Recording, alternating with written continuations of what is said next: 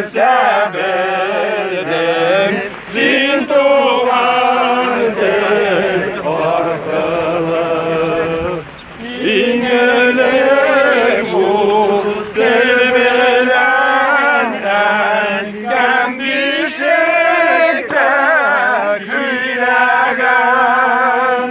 onları dönler bu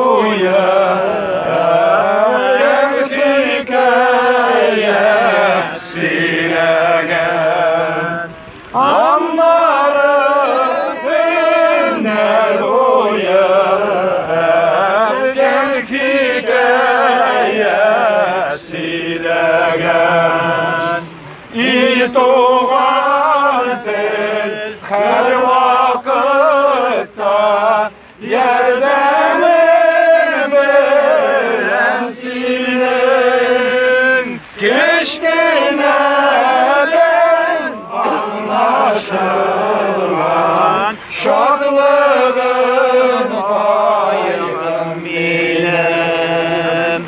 keşke neden anlaşılan şadlığın payını bilem İtuğandır zinde bulan İnelek kılgandığım yorulkanım bir güzel